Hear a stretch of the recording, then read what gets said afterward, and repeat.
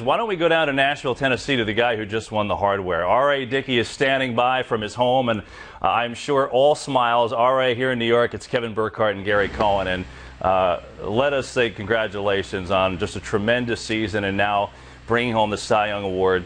You know, we've been talking about it on this show. What does this mean to you, but as you've talked about throughout the year, just the entire knuckleball community?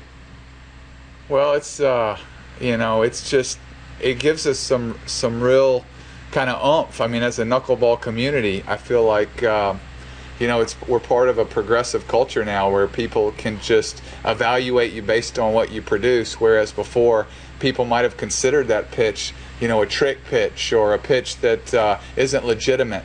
I think tonight is a win for every knuckleballer that's ever walked the earth. I mean, it's a neat to be able to celebrate that with part of my family, and I really consider, you know, Tim Wakefield, Charlie Huff, Phil Necro, and others a part of that family.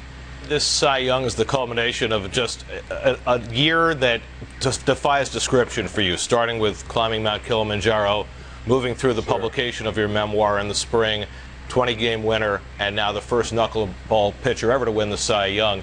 Can you talk about how all of those events are related and what your feelings are about how this year has progressed for you?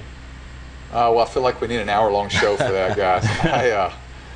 It's been an incredible ride this year, and like you said, you know, the jumping-off point might have been Kilimanjaro, where I was able to kind of do something that I was really passionate about doing and commit to something. I mean, it's all an overflow of hopefully who you are authentically created to be, and you know, the year was that. It was me really trying to be me, and not being ashamed of my past, and not being ashamed of being the guy who gave up 6 home runs in a single game and tied a modern-day major league record. I mean, I've been on the other side of the coin too. I remember walking off of Arlington Stadium being booed in Texas, and to be booed in Texas, you got to really be bad.